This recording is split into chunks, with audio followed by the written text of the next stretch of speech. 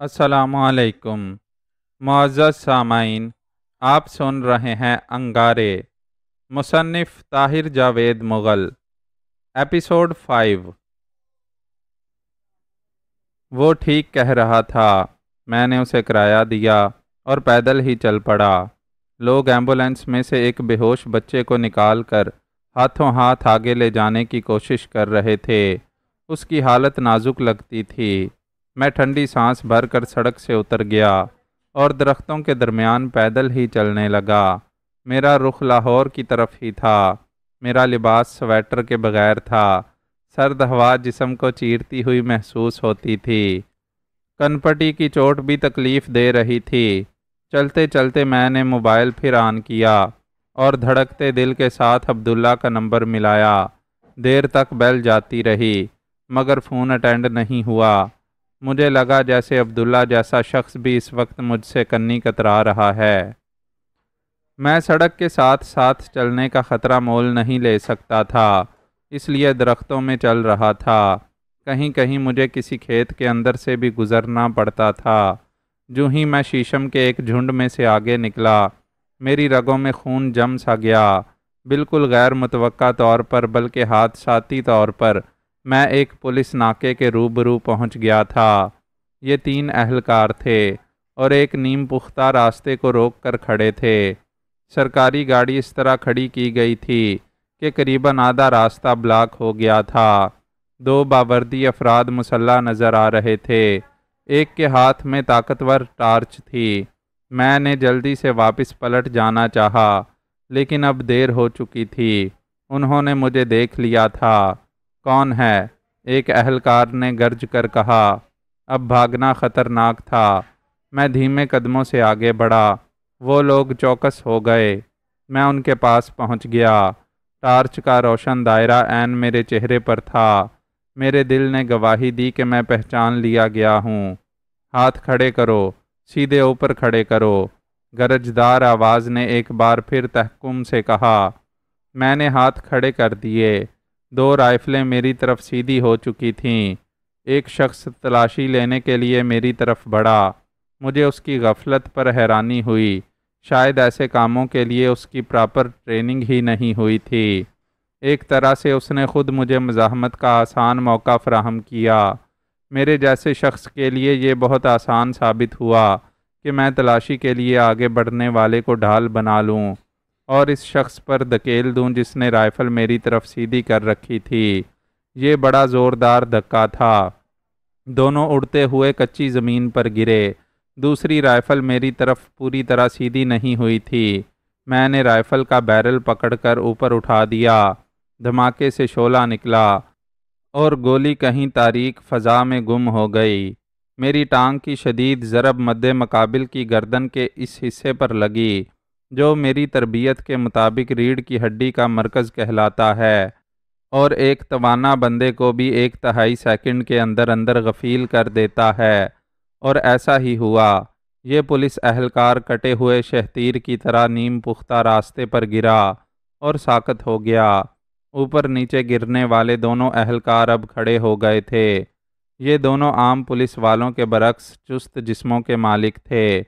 Rifle بردار کے ہاتھ سے رائفل نکل گئی تھی۔ وہ رائفل کی طرف لپکا تو میں نے اپنی قمیض کے نیچے سے ایس پی تبریز کا پستول نکال کر اس کی ران میں گولی ماری۔ وہ وہیں تڑپ کر گر گیا اور لوٹ پوٹ ہونے لگا۔ یہ پستول کی آخری گولی تھی جو میں نے استعمال کر لی تھی۔ دوسرا اہلکار جست لگا کر میری طرف آیا اور گالیاں بکتا ہوا مجھ سے لپٹ گیا۔ مجھے ان پولیس والوں سے اتنی پھرتی کی اور ایسی مزاحمت کی توقع نہیں تھی۔ میں نے سوچا شاید یہ اسپیشل برانچ کے کمانڈوز وغیرہ ہیں۔ میرے اور اس توانا اہلکار کے درمیان تقریباً 1 منٹ تک شدید لڑائی ہوئی۔ بے شک مد مقابل لڑائی بڑائی کے فن میں غیر معمولی طور پر طاق تھا، لیکن آج اس سرد تاریک رات میں شیشم کے ان درختوں تلے اس کا پالا ایک چیمپئن سے پڑا تھا۔ میں نے اسے جچی تلی کارگر چوٹیں لگائیں۔ اس سے پہلے کہ وہ مجھ سے 1-2 ہڈیاں توڑوا بیٹھتا، ایک چوتھا شخص سامنے آیا۔ یہ شاید انسپیکٹر تھا۔ اس نے اہلکار کی گری ہوئی رائفل اٹھا کر مجھ پر سیدھی کر لی اور دھاڑا۔ بس ختم کرو یہ تماشا، نہیں تو گولی آ رہی ہے۔ اس کی آواز میں کوئی ایسی بات تھی کہ میں نظر انداز نہ کر سکا۔ میں نے خالی پستول پھینک دیا اور غور سے اس انسپیکٹر کی طرف دیکھا۔ اس کا چہرہ لمبوترا اور ٹھوڑی کافی بڑی تھی، آنکھوں میں عقابی چمک نظر آتی تھی۔ شاید اس ساری دھینگا مشتی کے دوران میں وہ پولیس موبائل کے اندر ہی موجود رہا تھا۔ اس نے بڑی مہارت سے میرے سر کو نشانہ بنا رکھا تھا اور کوئی موقع دینے کو تیار نہیں تھا۔ وہ پاٹ دار آواز میں اپنے ماتحتوں سے مخاطب ہو کر بولا، فاروق کو گاڑی میں ڈالو، واحد کو بھی سہارا دے کر بٹھاؤ، اسے ڈاکٹر کی ضرورت ہے، گاڑی سٹارٹ کرو۔ ماتحت اہلکار نے انسپیکٹر کی ہدایات پر عمل کیا۔ پہلے بے ہوش ساتھی کو پولیس موبائل کے اندر پہنچایا، پھر زخمی ران والے کو سہارا دے کر موبائل کی پچھلی نشست پر لٹا دیا۔ تب اس نے ڈرائیونگ سیٹ پر بیٹھ کر گاڑی سٹارٹ کی۔ دراز قد انسپیکٹر نے مجھے مسلسل گن پوائنٹ پر رکھا اور گاڑی کی درمیانی نشست پر بٹھا دیا۔ وہ ایک لمحے کے لیے بھی مجھ سے غافل نہیں ہو رہا تھا۔ در حقیقت اس پولیس پارٹی نے صرف ایک غلطی کے سوا کوئی غلطی نہیں کی تھی، اور یہ وہی غلطی تھی جب فاروق نامی اہلکار میری تلاشی لینے کے لیے بے پرواہی سے میرے قریب آ گیا تھا۔ انسپیکٹر نے رائفل کی نال میرے سر سے لگا لی اور میرے ساتھ جڑ کر بیٹھ گیا۔ یہی وقت تھا جب کچھ فاصلے سے کچھ مزید گاڑیوں کا شور سنائی دیا۔ درختوں کے اندر سے ہیڈ لائٹس کی روشنی بھی چھن چھن کر آ رہی تھی۔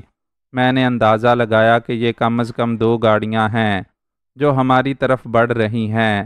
شاید یہ پولیس کی گاڑیاں نہیں تھیں، کیونکہ ان کی آوازیں سنائی دیتے ہی پولیس پارٹی جلدی میں نظر آنے لگی تھی۔ گاڑی ایک جھٹکے سے آگے بڑھی۔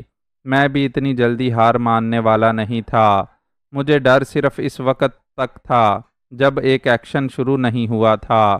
اب چونکہ مجھے ہاتھ پاؤں چلانے پر مجبور کر دیا گیا تھا، میرے اندر کی ساری خفیہ صلاحیتیں بیدار ہونے لگی تھیں اور میری رگوں میں لہو کی گردش رفتار پکڑتی جا رہی تھی۔ جو ہی پولیس کی گاڑی ایک موڑ پر مڑی اور میرے ساتھ جڑ کر بیٹھا ہوا انسپیکٹر ذرا ان بیلنس ہو کر مجھ سے پیچھے ہٹا، میں نے اسے دھکا دیا اور اسے اپنے ساتھ لیے ہوئے گاڑی سے نیچے گرا۔ ہم دونوں نے کئی پلٹنیاں کھائیں، تاہم انسپیکٹر نے اپنے حواس بحال رکھے اور مسلسل مجھ سے چمٹا رہا۔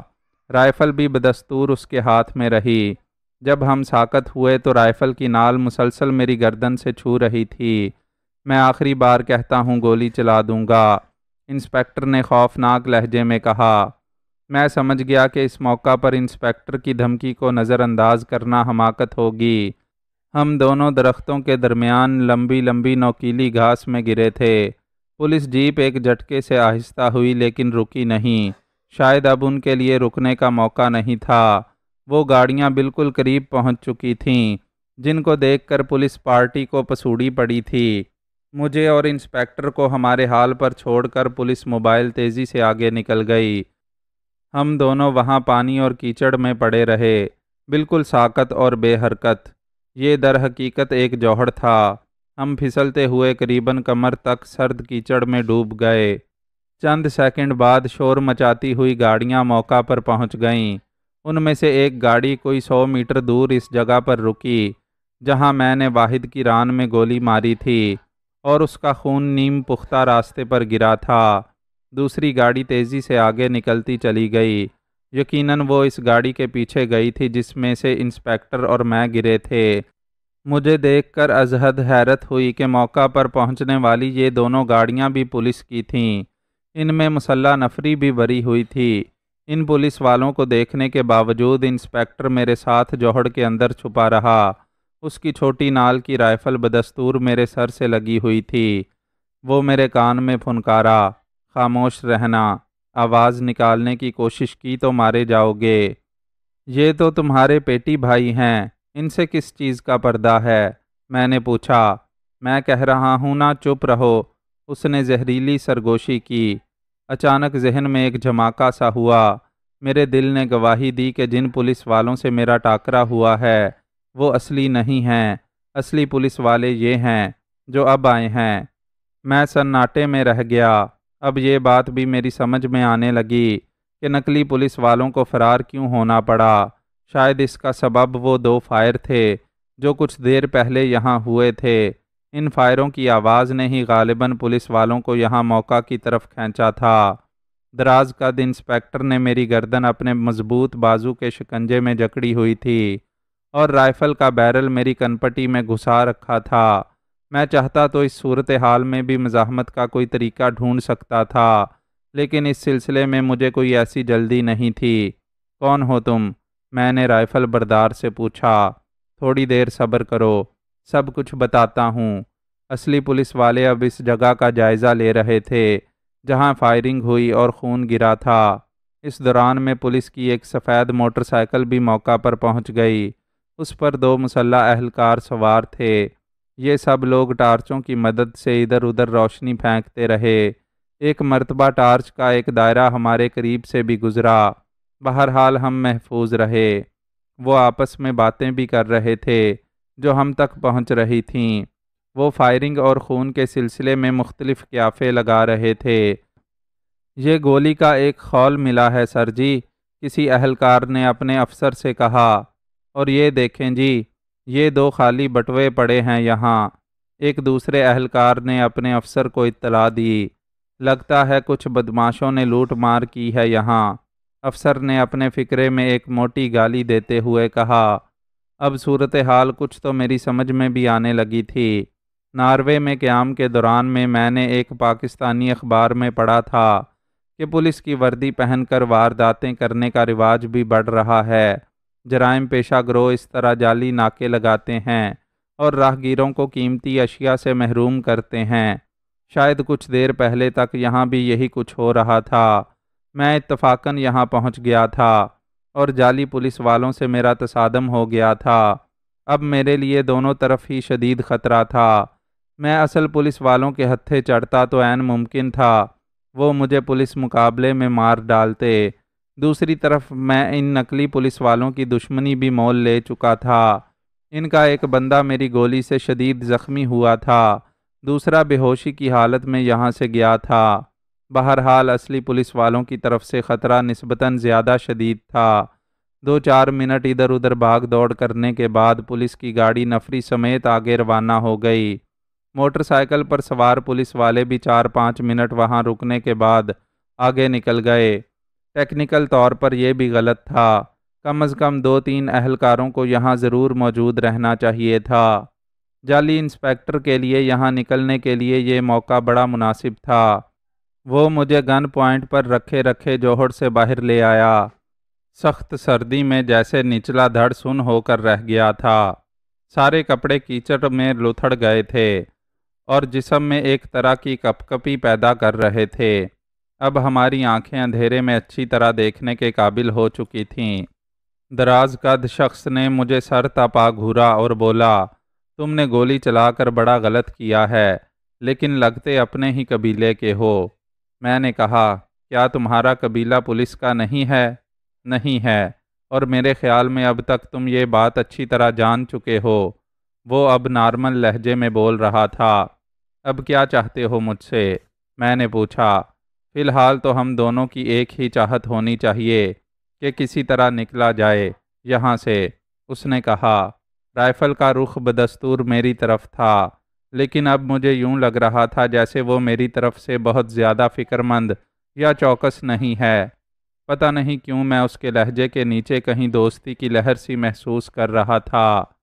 وہ ایک بار پھر سر تپا گھور کر بولا، مجھے 95% یقین ہو گیا ہے کہ تم پولیس سے بھاگے ہوئے ہو۔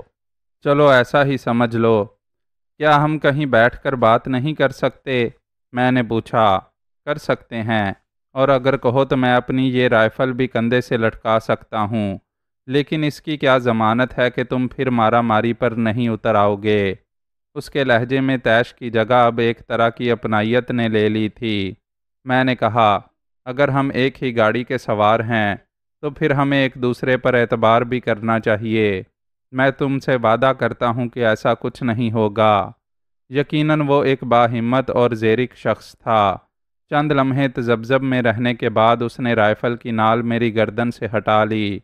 ہم گھنے درختوں میں چلتے پہلو با پہلو آگے بڑھنے لگے۔ سرد ہوا ہمارے جسموں کو کاٹ رہی تھی، جوتوں میں بھی کیچڑ بھر گئی تھی اور چلنا مشکل ہو رہا تھا۔ میں نے اندازہ لگایا کہ دراز قد شخص کی حرکات و سکنات میں کسی شکاری جانور کی سی چوکسی اور تیزی ہے۔ اندھیرے میں اس کی نگاہیں چاروں طرف گردش کر رہی تھیں۔ اب میری یہ حیرت بھی یقیناً دور ہو گئی تھی کہ کچھ دیر پہلے میں جن پولیس والوں سے لڑا تھا وہ اتنے پھرتیلے اور جیدار کیوں تھے؟ وہ پولیس والے تھے ہی نہیں، وہ اس دراز قد بدماش کے ساتھی تھے۔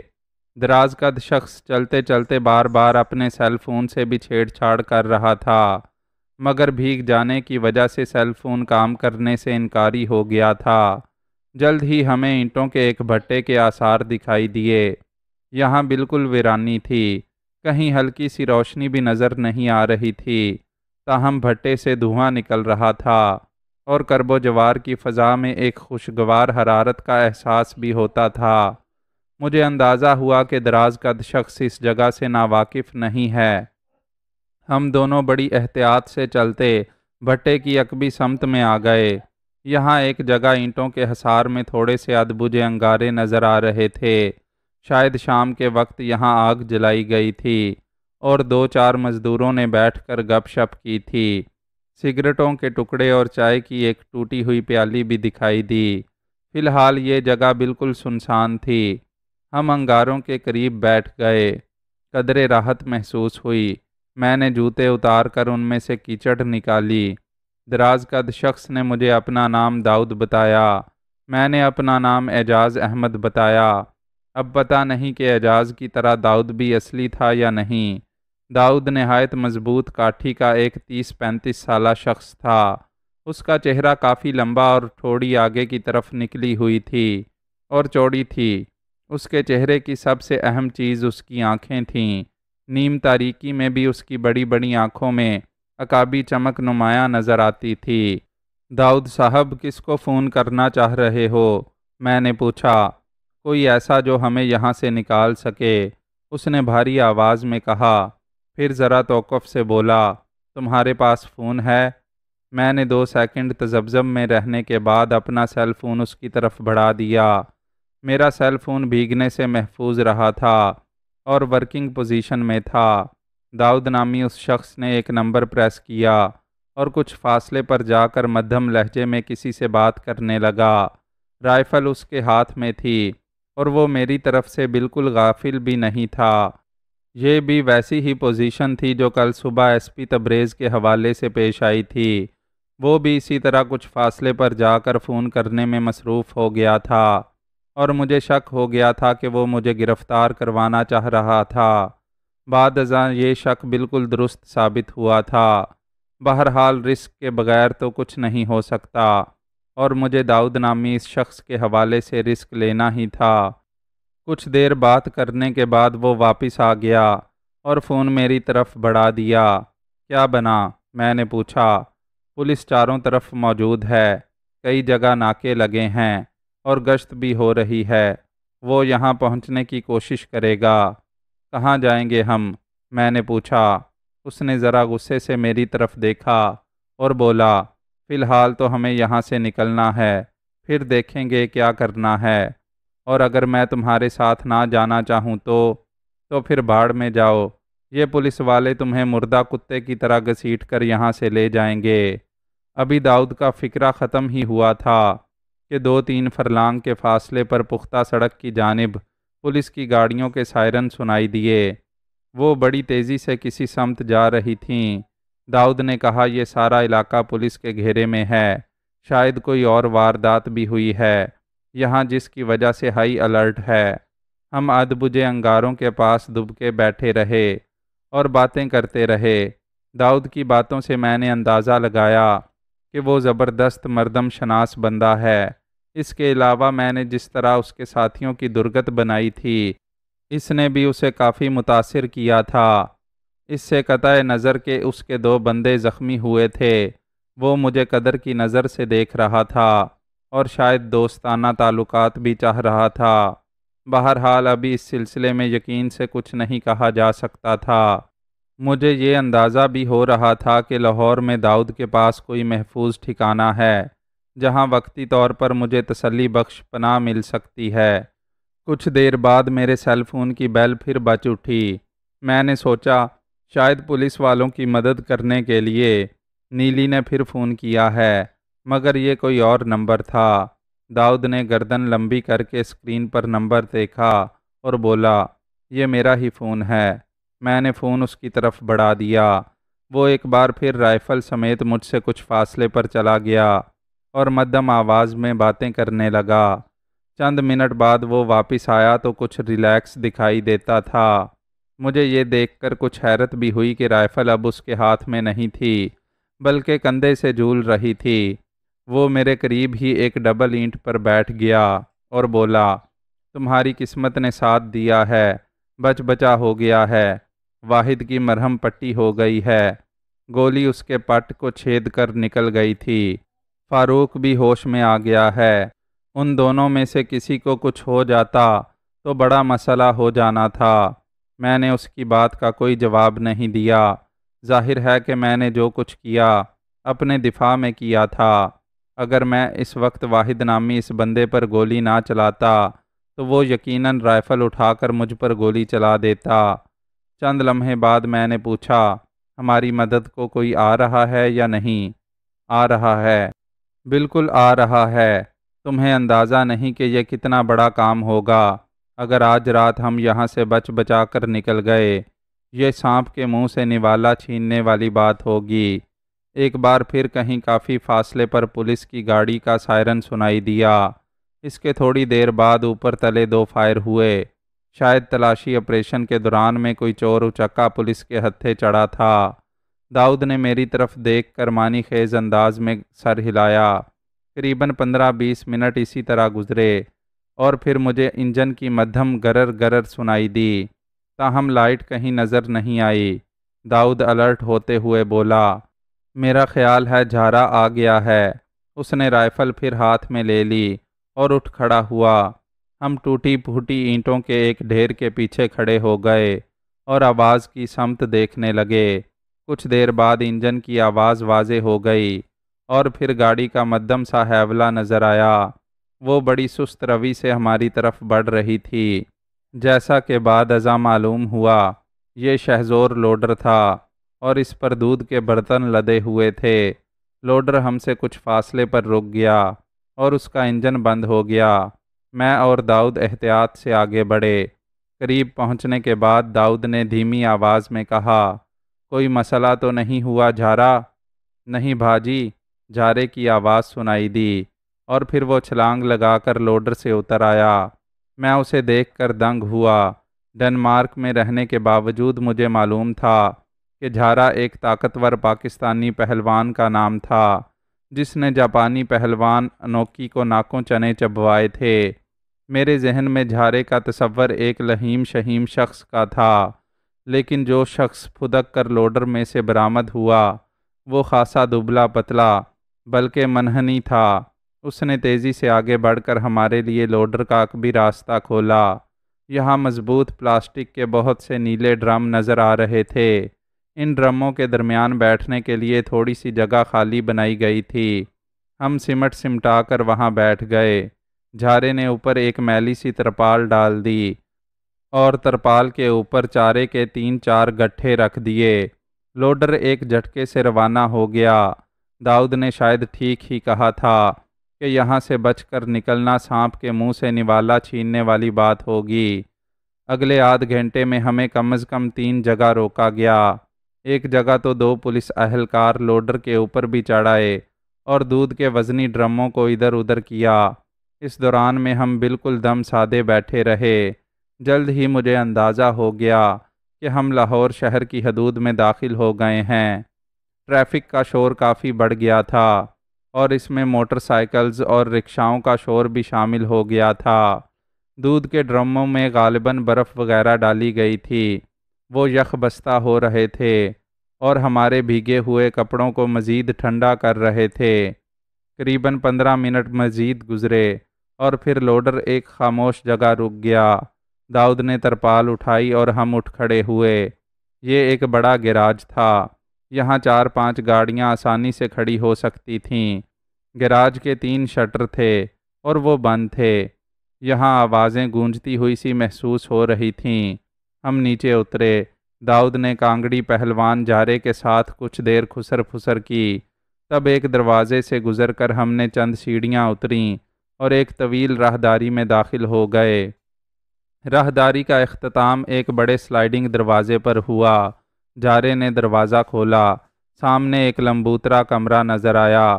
یہاں پہنچ کر ہمیں مختلف آوازیں سنائی دینے لگیں۔ یوں محسوس ہوا کہ ہم کسی بارونق جگہ پر داخل ہونے والے ہیں۔ تب ہم ایک دروازے میں سے گزرے اور وہ بارونق جگہ ہمارے سامنے آ گئی۔ میں دنگ رہ گیا۔ یہ ایک وسیع و عریض ہال تھا۔ اس میں 1-2 جگہوں کے سوا کوئی ستون دکھائی نہیں دے رہا تھا۔ یہاں درجنوں مرد و زن موجود تھے۔ رات میں دن کا سماں نظر آتا تھا۔ ہال کے چاروں جانب دروازے نظر آ رہے تھے۔ یہ رہائشی کمرے تھے۔ ایک طرف ریسٹورنٹ نما جگہ تھی۔ وہاں میزوں کے گرد نیم اریاں لڑکیاں بھی دکھائی دے رہی تھیں۔ بہرحال اکثریت مردوں کی تھی جو سگریٹ پی رہے تھے اور شراب نوشی کر رہے تھے۔ ان میں سے کوئی ایک بھی مجھے شریف صورت نظر نہیں آیا۔ کرخت چہرے، بے ڈھنگے لباس، جھگڑا لو آوازیں۔ یہاں بلیئرڈ کی 2-3 میز اور جوئے کی چند مشینیں بھی نظر آئیں۔ 2 گروہ کسی طرح کی نعرے بازی میں مصروف تھے۔ داؤد کو دیکھ کر وہ خاموش ہو گئے۔ کئی افراد نے ہاتھ ماتھے پر لے جا کر داؤد کو سلام کیا اور اس کے کیچڑ آلود کپڑوں کو حیرت سے دیکھا۔ جھارے کے ساتھ چلتے ہم فوراً ہی ایک آرام دہ اپارٹمنٹ میں داخل ہو گئے۔ مجھے اندازہ ہو رہا تھا کہ یہ ساری جگہ ایک وسیع بیسمنٹ کی حیثیت رکھتی ہے۔ چھت پر بہت سے لوگوں کے چلنے پھرنے کی مدھم آوازیں بھی سنائی دے رہی تھیں۔ روشنی میں نے داؤد کو ایک بار پھر سر تپا گھورا۔ وہ ایک دبنگ شخص نظر آتا تھا۔ انسپکٹر کی وردی بالکل اس کے ناپ کی تھی اور کیچڑ آلود ہونے کے باوجود اس کے توانا جسم پر جچ رہی تھی۔ وہ مجھ سے مخاطب ہو کر بولا، تم نہا دھو کر اور کپڑے بدل کر فریش ہو جاؤ، پھر بات کریں گے شاہ زیب۔ اس کے منہ سے اپنا نام سن کر میں دنگ رہ گیا۔ وہ مسکرا کر بولا، حیران یا پریشان ہونے کی ضرورت نہیں۔ مجھے شک تو پہلے سے تھا، لیکن لوڈر میں سوار ہونے سے پہلے مجھے پتہ چل گیا تھا کہ تم ہی وہ جناب دہشت گرد صاحب ہو جس کے بارے میں میڈیا پر نیوز چل رہی ہے۔ میں نے خود کو بمشکل سنبھالا اور داؤد سے پوچھا، کیا میرے چہرے پر کچھ لکھا ہوا ہے؟ وہ اپنی چوڑی ٹھوڑی کھجا کر بولا، یہی سمجھ لو کہ لکھا ہوا ہے، جھارا بلا کا چہرہ شناس ہے۔ ٹی وی پر تمہاری کوئی تصویر بھی دکھائی گئی تھی۔ وہاں بھٹے پر لوڈر کے نیچے ہی جھارے نے تمہیں پہچان لیا تھا۔ میں نے فی الحال اس بارے میں خاموش رہنا ہی مناسب سمجھا۔ داؤد نے ایک بند دروازے کی طرف اشارہ کرتے ہوئے کہا، یہ تمہارا کمرہ ہے۔ پھر اس نے پکارنے والے انداز میں کہا، روبی ادھر آؤ۔ ایک بغلی دروازہ کھلا اور ایک خوش شکل لڑکی چھم سے اندر آ گئی۔ وہ بالکل نوخیز تھی، بمشکل 17-18 سال کی رہی ہوگی۔ وہ چست پتلون اور ہاف سلیو شرٹ پہنے ہوئے تھی۔ موسم کے لحاظ سے یہ ناکافی لباس تھا، لیکن یہ ساری جگہ چونکہ سینٹرلی گرم تھی، اس لیے لباس کا کوئی ایشو نہیں تھا۔ اس لیے کہیں لباس تھا اور کہیں نہیں تھا۔ روبی نام کی اس نوعمر لڑکی نے بڑی ادا سے اپنی گردن جھکائی اور بولی، آئیں جناب، میں آپ کو واش روم دکھا دوں۔ چند منٹ بعد میں ایک لگژری واش روم میں موجود تھا اور نیم گرم پانی سے غسل کر رہا تھا۔ آدھ پون گھنٹہ پہلے تک میں نے ایسے عیش و آرام کا تصور بھی نہیں کیا تھا۔ وسیع و عریض ہال کے اندر سے نعرہ بازی کی مدھم آوازیں واش روم کے اندر تک پہنچ رہی تھیں۔ اس کے علاوہ چھت کی طرف سے بھی چلنے پھرنے اور گاہے بگاہے میزیں وغیرہ گھسٹنے کی آوازیں آتی تھیں۔ مجھے نہایت صاف ستھرا لباس فراہم کر دیا گیا تھا۔ یہ پینٹ شرٹ اور سرخ جرسی پر مشتمل تھا۔ اب جسمانی طور پر مجھے کنپٹی کی چوٹ کے سوا کوئی تکلیف نہیں تھی۔ بہرحال ذہنی اذیت بے پناہ تھی، اور اس اذیت کا تعلق اس اندوہناک واقعات سے تھا جو مراد پور میں پیش آئے تھے۔ میں باہر نکلا تو روبی بڑی خوش دلی سے میرے استقبال کے لیے موجود تھی۔ وہ میرے پوچھنے سے پہلے ہی بول اٹھی، بھاؤ جی سے آپ کی ملاقات تو اب سویرے ہی ہو سکے گی۔ آپ کچھ کھانا پینا پسند کریں گے؟ نہیں، فی الحال کسی چیز کی ضرورت نہیں، اگر ہو سکے تو ایک کپ چائے لا دو۔ جو حکم جی، اس نے حکم کے لفظ پر خاص طور سے زور دیا تھا۔ اس کا یہ انداز یہ سمجھانے کے لیے کافی تھا کہ وہ حکم کے مطابق ہر خدمت انجام دینے کے لیے تیار ہو سکتی ہے۔ کچھ دیر بعد چائے آ گئی، ساتھ میں لوازمات بھی تھے۔ بہرحال میں نے بستر پر نیم دراز ہو کر چائے کے گھونٹ بھرنے پر اکتفا کیا۔ ذہن میں ہلچل تھی، یہ داؤد یہاں کا کرتا دھرتا نظر آتا تھا اور یہ کافی پہنچا ہوا شخص تھا۔ یہ وہاں بھٹے پر ہی میرے بارے میں سب کچھ جان چکا تھا، لیکن اس نے اپنا اطمینان برقرار رکھا تھا اور مجھ پر کچھ ظاہر نہیں ہونے دیا تھا۔ اب یہاں اس وسیع و عریض بیسمنٹ میں اس کا کچھ اور ہی رنگ ڈنگ دیکھ رہا تھا۔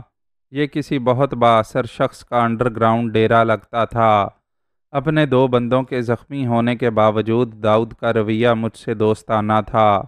یہ رویہ آئندہ کیا شکل اختیار کرے گا، اس کے بارے میں ابھی یقین سے کچھ نہیں کہا جا سکتا تھا۔ اب مجھے یہ اندازہ بھی ہو رہا تھا کہ وہاں پولیس والوں کے بھیس میں داؤد اور اس کے ساتھیوں نے جو جعلی ناکہ لگا رکھا تھا، اس کا مقصد صرف راہگیروں سے لوٹ مار ہی نہیں تھا۔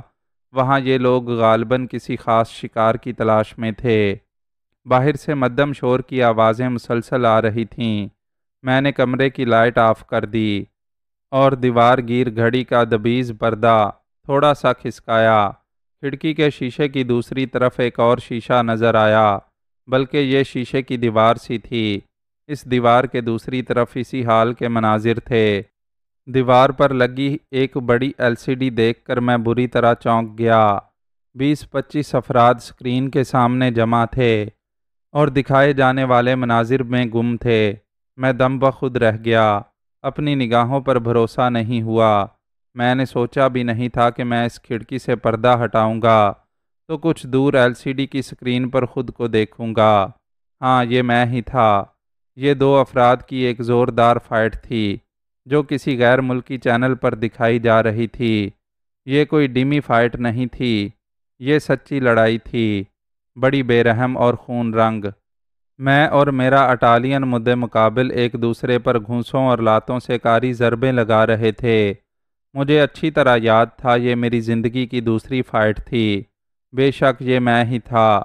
بے شمار لوگ مجھے اس روپ میں جانتے پہچانتے تھے۔ میں ان کے دلوں کی دھڑکن تھا، لیکن یہاں اس زمین دوز ٹھکانے پر مجھے کوئی نہیں پہچانتا تھا۔ نہ ہی لاہور میں اور مراد آباد میں گھومتے پھرتے مجھے کسی نے پہچانا تھا۔ یہی بات میں نے شروع میں بھی کہی تھی کہ ایک معروف کھلاڑی ہونے کے باوجود مجھے یہاں کوئی شناخت نہیں کر رہا تھا۔ اس کی وجہ بالکل سادہ تھی۔ سامنے سکرین پر جو شہزیب اپنے خونخوار حریف کو ناکوں چنے چبوانے میں مصروف تھا، اس کی داڑھی تھی، گھنی مونچھیں تھیں جنہوں نے اس کے تقریباً سارے ہونٹوں کو ڈھانپ رکھا تھا، لمبے بال کندھوں کے قریب قریب پہنچ رہے تھے۔ ان دنوں میں مقامی فیشن کے مطابق اپنے بالوں کو سرخی مائل رنگ دیا کرتا تھا۔ اب میرے چھوٹے چھوٹے بال اپنے اصل کالے رنگ میں تھے اور میں کلین شیوڈ تھا۔ چیمپئن فائٹر کے روپ میں بہت قریب سے جاننے والے بھی مجھے اس پاکستانی روپ میں دیکھ کر مشکل سے ہی پہچان پاتے۔ پھر یہ بات کس کے تصور میں آ سکتی تھی کہ انٹرنیٹ کی خصوصی سائٹس پر خوفناک لائیو فائٹس کرنے والا یورپی چیمپئن لاہور اور مراد آباد کی گلیوں میں پھر رہا تھا، انتظامیہ کے اعلیٰ عہدیداروں کی جھڑکیاں کھا رہا ہے اور پولیس والوں کے تھپڑ جھیل رہا ہے۔ فائٹ اب فیصلہ کن مرحلے میں تھی۔ اٹلی کے فائٹر ڈیوس نے مجھے نیچے گرایا ہوا تھا اور گردن کا لاک لگانے کی پوری کوشش کر رہا تھا۔ اس کی ناک منہ سے خون جاری تھا۔ میرے دونوں گھٹنے بھی بری طرح چھلے ہوئے تھے اور ایک آنکھ سوج کر تقریباً بند ہی ہو گئی تھی۔ اس بند آنکھ پر ڈیوس نے جان بوجھ کر ضربیں لگائی تھیں اور اسے مزید زخمی کر دیا تھا۔ اگر وہ مجھے نیک لاک لگانے میں کامیاب ہو جاتا تو شاید یہ چیمپئن شپ کا سیمی فائنل یہیں پر ختم ہو جاتا، لیکن عین موقع پر میں نے بازی پلٹ دی۔ میں نے پوری طاقت سے خود کو پلٹا اور اسے اپنے نیچے کر لیا۔ میرے طوفانی گھونسے نے اس کا بالائی ہونٹ پھاڑ ڈالا اور اس کے ساتھ ہی اس کا بازو میرے شکنجے میں آ گیا۔ جدید طرز کی لڑائی میں ایسے آرم لاک بڑے کامیاب ثابت ہوتے ہیں۔ میں نے ڈیوس کو پوری طرح اپنے نیچے دبا لیا اور اس کے بازو کو پورے زور سے مروڑنے لگا تاکہ وہ ہار تسلیم کر لے۔ رنگ کے گرد موجود سینکڑوں تماشائی فلک شگاف نعرے لگا رہے تھے۔ بھدے نقوش والے اس گنڈا صورت سیاہ فام کے مقابل میں میرے سپورٹر کی تعداد بہت زیادہ تھی۔ میں نے آخر وقت تک کوشش کی کہ ضدی ڈیوس ہار مان لے اور فرش پر ہاتھ مار کر یا ویسے ہی بول کر اپنی شکست کا اعلان کر دے، لیکن وہ مسلسل مزاحمت کر رہا تھا۔ میں خود بھی زخمی تھا، اس لیے زیادہ رسک نہیں لے سکتا تھا۔ میں نے زور لگایا اور ڈیوس کا بازو 3 جگہ سے ٹوٹ گیا۔ ہڈی کڑکڑانے کی آواز اتنی واضح تھی کہ ڈیوس کے کئی سپورٹر چلا اٹھے۔ مقابلہ ختم ہو گیا۔ میں نے دونوں ہاتھ فاتحانہ انداز میں بلند کیے۔ میرے سپورٹرز دیوانہ وار رنگ میں گھسے اور انہوں نے مجھے کندھوں پر اٹھا لیا۔ میوزک بج رہا تھا، بیسیوں فلیش لائٹس چمک رہی تھیں۔ رنگ کے گرد لوگوں کی ٹولیاں پرجوش انداز میں رقص کر رہی تھیں۔ پھر میری فتح کا باقاعدہ اعلان ہوا۔ میں رنگ سے نیچے اترا اور گاؤن پہن کر ڈریسنگ روم کی طرف روانہ ہو گیا۔ راستے کی دونوں جانب سینکڑوں تماشائی کھڑے تھے۔ وہ مجھے چھونا چاہتے تھے، ہاتھ لگانا چاہتے تھے۔ سیکیورٹی مجھے حصار میں لیے ہوئے تھی۔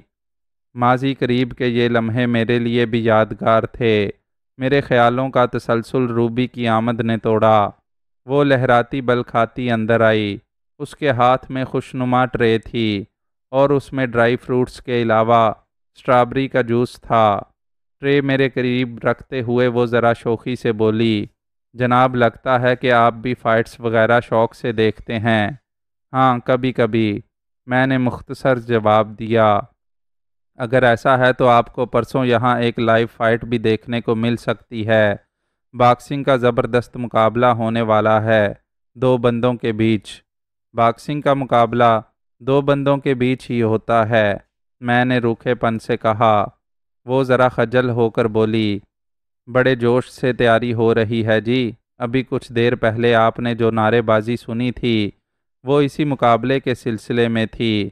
میں نے اس کی بات کو نظر انداز کرتے ہوئے کھڑکی سے باہر ٹی وی اسکرین کی طرف اشارہ کیا۔ یہ کیسی مارکٹائی ہو رہی تھی؟ وہ بے تکلفی سے بولی، یہ دونوں بڑے مشہور فائٹر ہیں جی۔ ایک شاید اٹلی کا ہے، دوسرا ڈنمارک کا۔ یہ جو ڈنمارک والا ہے نا، اس کے ماں باپ ہمارے ہی علاقے سے ہیں۔ کچھ کہتے ہیں انڈین ہیں، کچھ کہتے ہیں پاکستانی ہیں۔ اس کا اصل نام تو کچھ اور ہوگا، لیکن اس فیلڈ میں اسے ایسٹرن کنگ کہہ کر پکارا جاتا ہے، اور واقعی پچھلے 2-4 سالوں میں اس نے خود کو کنگ ثابت بھی کیا ہے۔ ایسٹرن کنگ، میں نے منہ میں دہرایا۔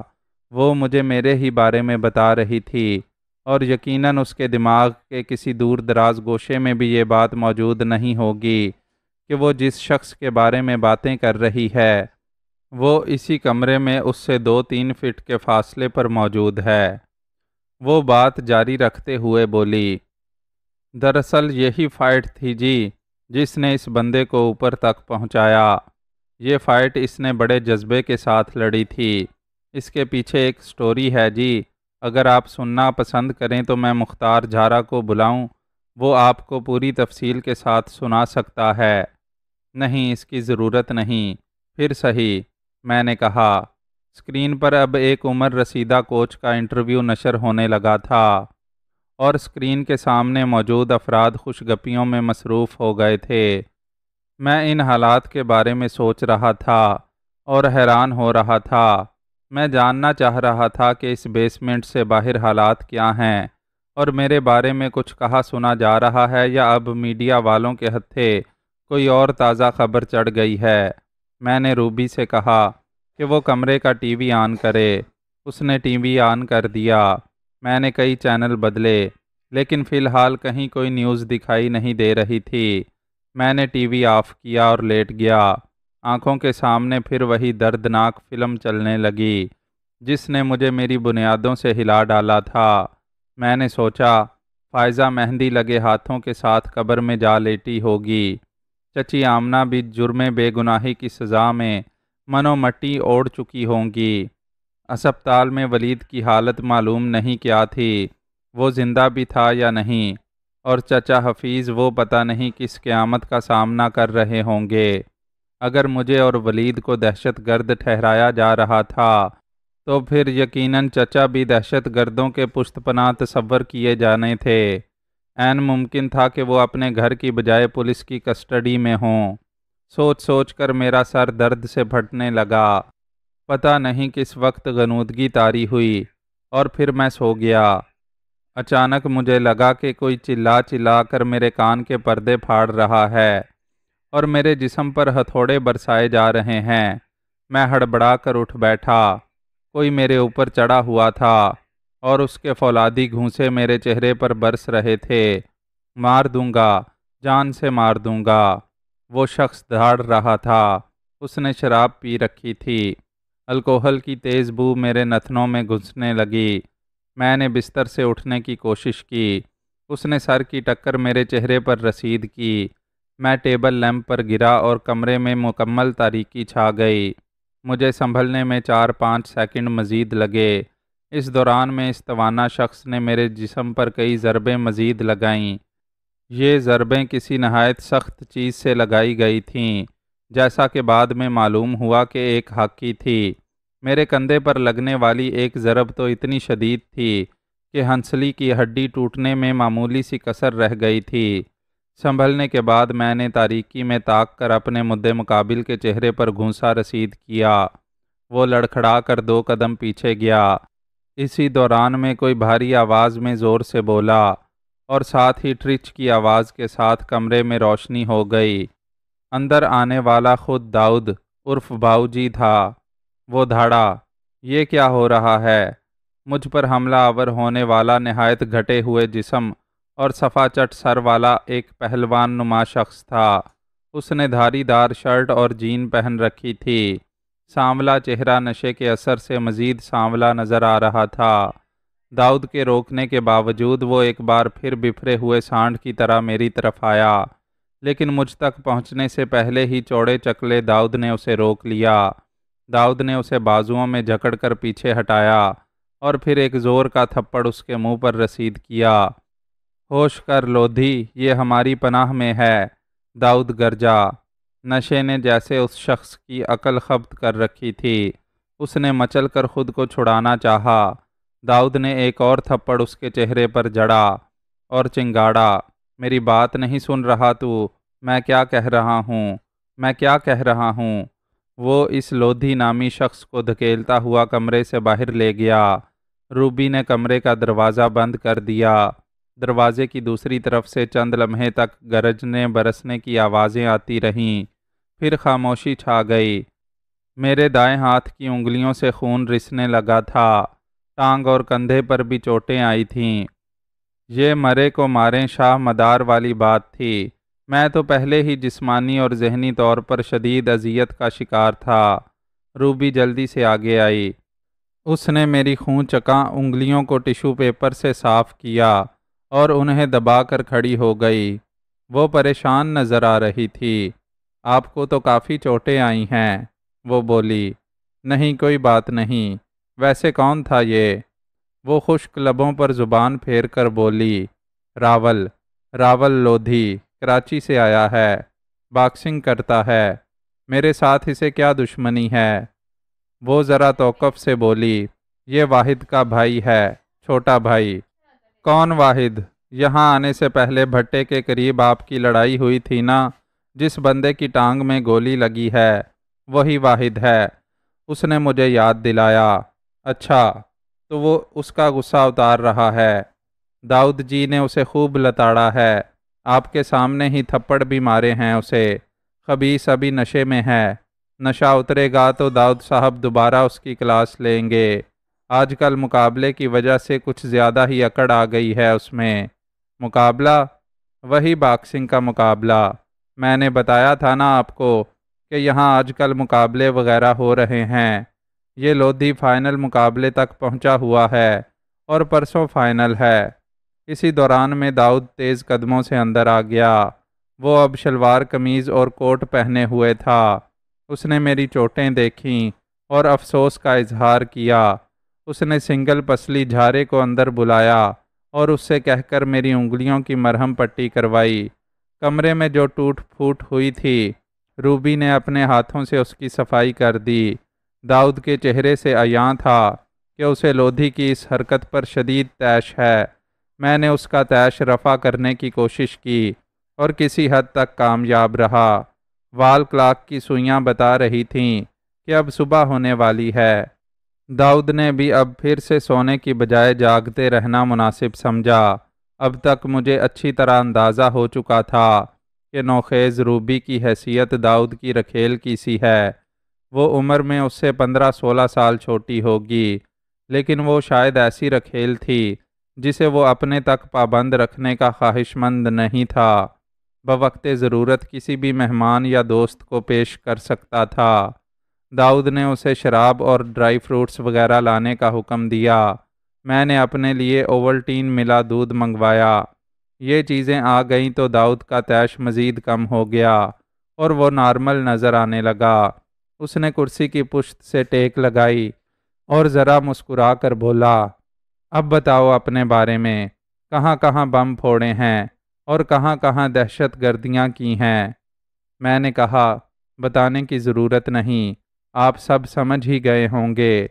یہ پولیس والے تو چوہے کو بھی ہاتھی ثابت کرتے ہیں اور چوہا خود اقرار کرتا ہے کہ وہ ہاتھی ہے۔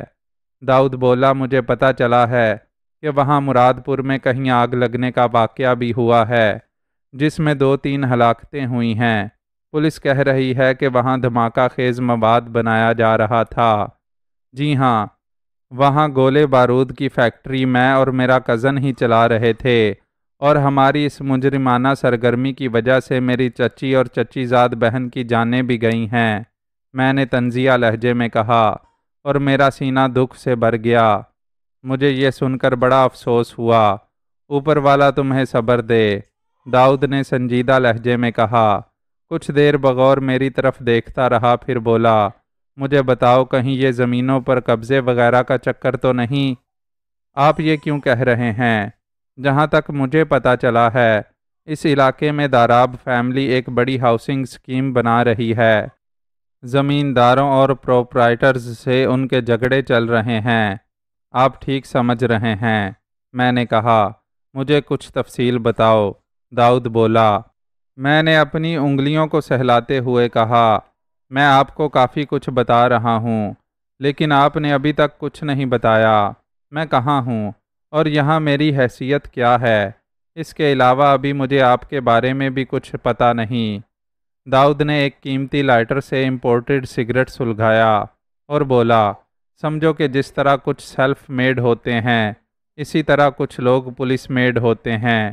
وہ جو کچھ ہوتے ہیں انہیں پولیس گردی نے یا پھر جیل کے ماحول نے بنایا ہوتا ہے۔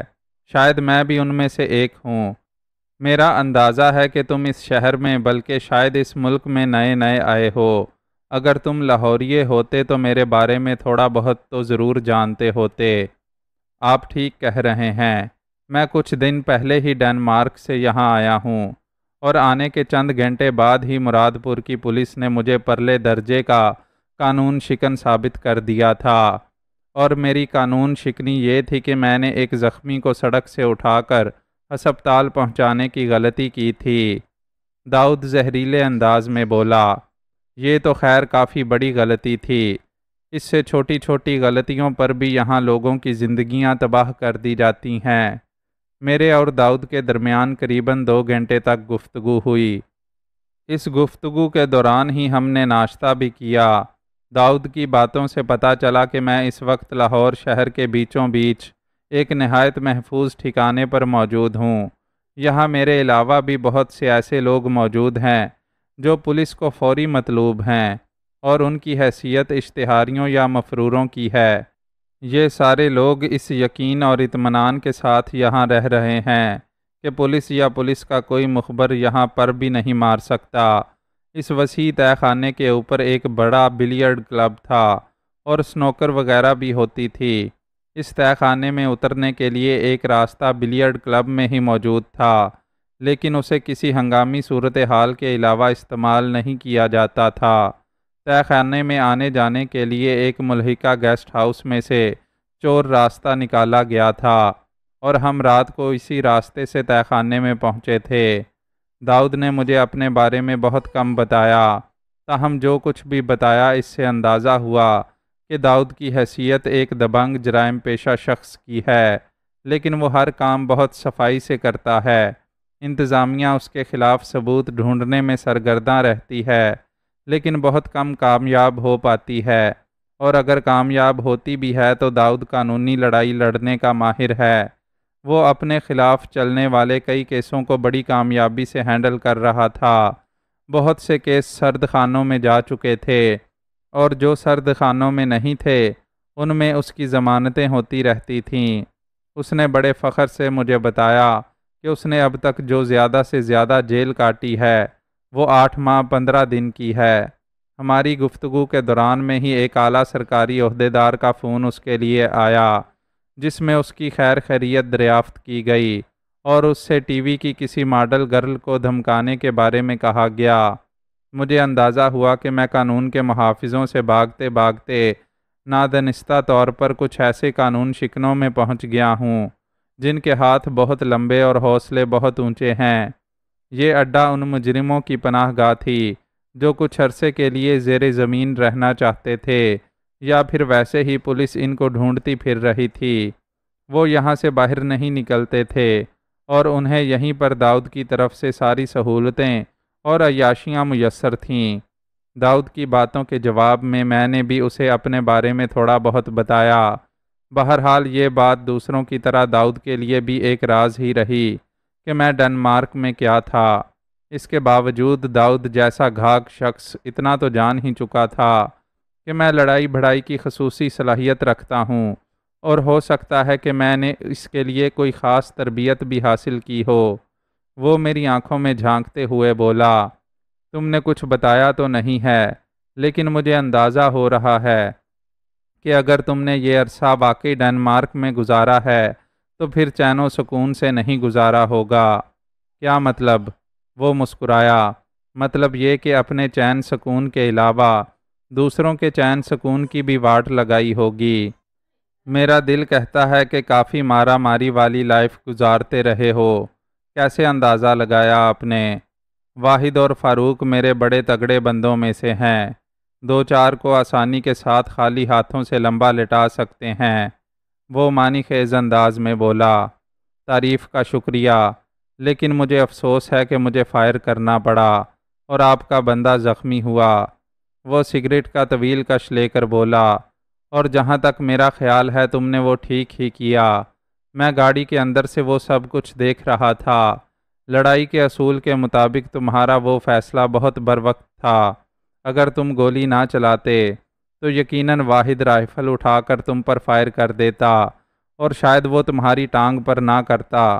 ویسے وہ پستول وہی تھا نا جو تم نے ایس پی سے چھینا تھا، ایس پی تبریز سے؟ ہاں، اس میں صرف ایک ہی گولی تھی، باقی گولیاں میں نے اس وقت ہوا میں چلائیں جب تبریز کے ملازم کھیتوں میں میرا پیچھا کر رہے تھے۔ اب کیا ارادے ہیں؟ میں نے گہری سانس لی۔ میری سمجھ میں تو ابھی کچھ نہیں آ رہا، تو جب تک اچھی طرح سمجھ میں نہیں آ جاتا بڑے اطمینان سے یہاں رہو۔ سمجھو کہ تمہاری حیثیت یہاں میرے خصوصی مہمان کی ہے۔ بہت شکریہ، میں نے کہا۔ وہ میرا کندھا تھپک کر اٹھ کھڑا ہوا اور دروازے کی طرف بڑھا، لیکن باہر نکلنے سے پہلے رک گیا۔ واپس میری طرف آیا اور ٹھہرے ہوئے لہجے میں بولا، اور میں تو کہتا ہوں ابھی باہر جانے کا ارادہ ہی ترک کر دو۔ باہر خطرہ ہے تمہارے لیے۔ ویسے بھی تم انصاف چاہتے ہو نا، اور انصاف یہاں مانگنے سے نہیں ملے گا، اسے چھیننا پڑے گا۔ میں خاموشی سے اس کی طرف دیکھتا رہا۔ وہ مجھے بائے کہتا ہوا باہر نکل گیا۔ وہ اپنی شکل سے اور طرح کا لگتا تھا، لیکن بول چال سے پڑھا لکھا بھی محسوس ہوتا تھا۔ معزز سامعین، اپنے اس چینل کو سبسکرائب کریں اور بیل آئیکن کا بٹن پریس کریں تاکہ ہر نئی آنے والی ایپیسوڈ آپ تک بروقت پہنچ سکے۔ شکریہ۔